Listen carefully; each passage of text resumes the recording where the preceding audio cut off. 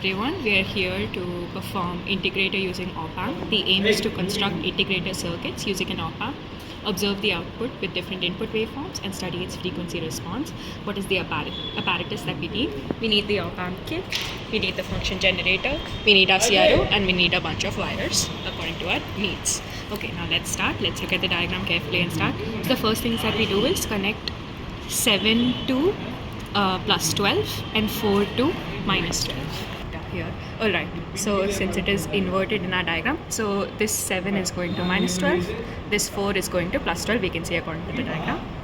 Now let's look at the other connections. From 2 we want to connect to 10k ohms resistance.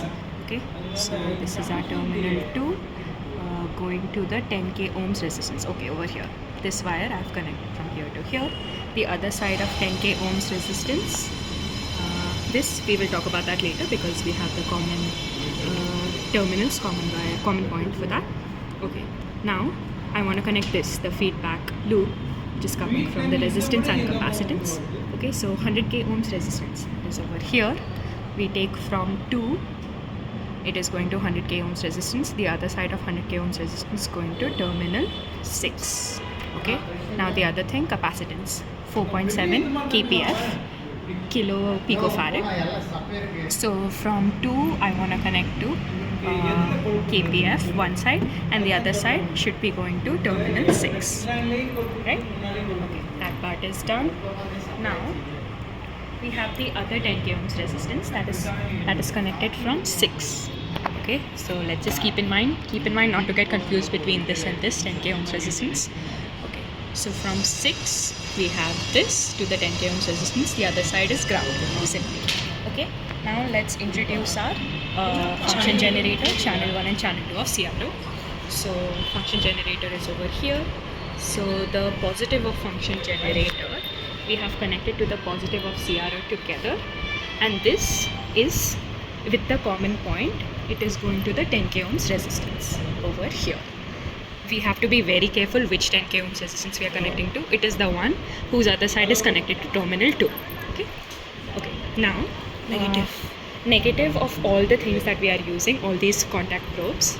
So channel 1 negative, channel 2 negative, and function generators negative, we have connected it together to the ground, so it is over here. Terminal 3 is going to the ground according to the diagram, so we have just connected it across this so that it will all get grounded. Okay, now the only thing left is channel 2's positive terminal. So channel 2's positive terminal has to go to 6, terminal 6. So this is channel 2 positive terminal connected to connected from here to terminal 6. Okay, then we switch on our CRO. We are expecting 2 different waveforms, right? So the input and the output. Mono. Yeah, it should be in the dual mode. So how do we get that? This is mono, this is dual. We can do calibration. This should be kept at the calibration position, which is max. We can see that it already is, so we don't have to worry about that. For now, this is our channel 2, which is our output. This is our channel 1, which is our input. This is our input voltage. We have frequency set as 1 kilohertz, and what we need to measure is peak to peak. So now we are going to ground our input, and then move it up because we do not really need it anymore. The input voltage has been set. Okay. So now we're going to measure our output. We have to keep varying the frequencies and note down the output voltage accordingly. Integration of sine is cos, so we are going to get a cos wave. So at 1 kilohertz, what is the output? So as we can see, from peak to peak it is 3 boxes, and look at what is the volts per division over here, it's 2. So it's going to be 3 into 2, 6 volts. That is our output for this particular frequency. We keep varying the frequency, we'll get different outputs. We're going to measure our theoretical value using this formula right over here. Yeah. VP. We're going to get our theoretical output using this formula.